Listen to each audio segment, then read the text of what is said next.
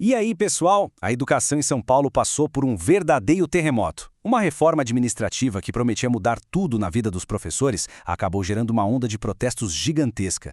O governo tinha planos para mexer pesado em avaliação, faltas e até na permanência na carreira, mas a mobilização da categoria foi tão forte que forçou um recuo.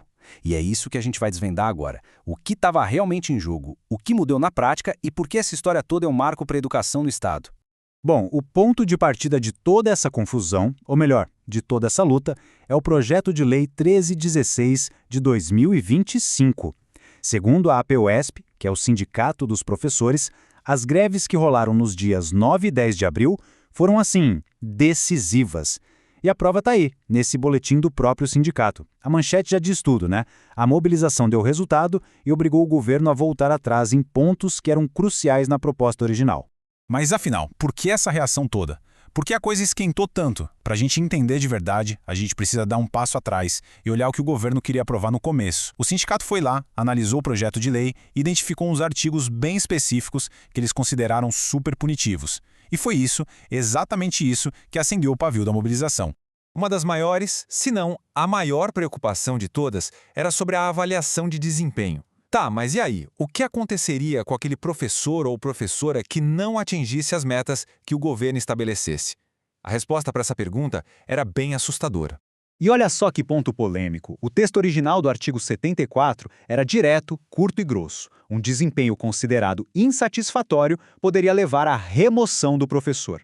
A palavra é essa mesma, remoção. Na prática, isso significava que um profissional podia ser forçado a sair da sua escola, ser transferido, tudo por uma decisão administrativa. Foi essa possibilidade, essa ameaça, que virou um dos principais gatilhos para a galera ir para a rua protestar. E não parava por aí, não. O clima de tensão ia além da avaliação. Outro ponto que gerou um atrito gigantesco foi o jeito que as faltas seriam contadas. O sindicato bateu o pé, dizendo que as regras eram totalmente desproporcionais. A regra inicial era simplesmente implacável. Pensa bem, se um professor faltasse a uma única aula no dia, não importava o motivo, isso já contaria como falta do dia inteiro. O sindicato, claro, argumentou que isso era um absurdo, uma punição severa demais para quem tem jornadas de trabalho longuíssimas e, às vezes, enfrenta um imprevisto. E aí a história tem uma virada. Depois de toda a pressão, de toda a mobilização, o texto do projeto foi alterado. Então vamos ver agora, ponto por ponto, quais foram as mudanças na prática, o que a categoria conseguiu conquistar, segundo o que o próprio sindicato divulgou. A primeira grande vitória foi justamente na questão do desempenho. Aquela ameaça de remoção foi, completamente retirada do texto e, no lugar dela, uma abordagem totalmente diferente. Agora, o professor com desempenho considerado insatisfatório passa a ter direito a programas de formação e apoio pedagógico. É uma mudança de mentalidade, né? Sai a lógica da punição, entra a lógica do suporte. A regra das faltas também mudou da água para o vinho. Aquela história de uma aula perdida, um dia de falta, foi para o espaço.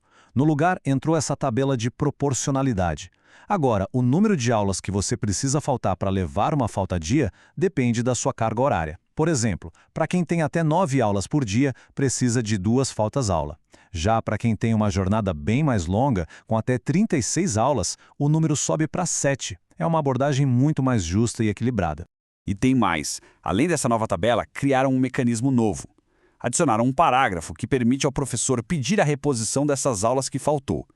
Se a reposição for pedida como uma justificativa já no dia útil seguinte, a falta-dia pode ser evitada. E o mais importante, o desconto no salário também é evitado, é uma baita diferença. E olha que interessante. Enquanto toda essa negociação rolava aqui em São Paulo, uma outra vitória muito importante para os professores acontecia lá em Brasília. Uma decisão do Supremo Tribunal Federal, o STF, que trouxe um impacto direto no bolso de toda a categoria no país inteiro. Esse número aí, R$ 5.130,63. Esse é o valor do piso salarial nacional dos professores para 2026. Mas o valor em si é só uma parte da história. A grande novidade, a virada de chave, está em quem agora também tem direito a receber esse valor. A decisão do STF foi unânime e, claro, muito comemorada pelo sindicato. Agora é lei. Professores contratados em regime temporário, ou seja, aqueles que não são concursados, também têm direito a receber o piso salarial nacional. Isso é uma conquista histórica, gente. Garante um salário mínimo para uma parcela da categoria que muitas vezes é super precarizada no Brasil todo. Mas apesar de todas essas vitórias, o sindicato faz questão de deixar bem claro: a luta não acabou. O mesmo informativo que celebrou as conquistas já aponta para outras questões que continuam em aberto e já está definindo os próximos passos da mobilização. Então, os próximos objetivos já estão na mesa. A briga agora é para que o reajuste do piso seja colocado direto no salário base, que é aquele valor fixo usado para calcular benefícios, aposentadoria, tudo, e não seja pago como um bônus temporário, o tal do abono. Além disso, o sindicato quer a revogação completa de uma lei de 2022 que mudou a forma de pagamento e já está convocando todo mundo para uma nova assembleia.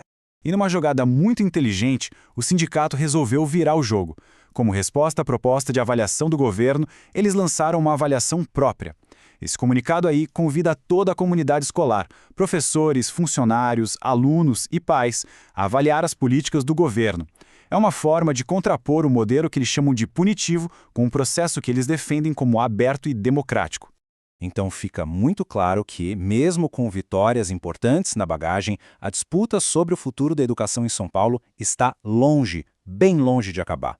O que a gente viu aqui não é um ponto final, mas só mais um capítulo de uma história que continua e que ainda vai ter muitas páginas para serem escritas.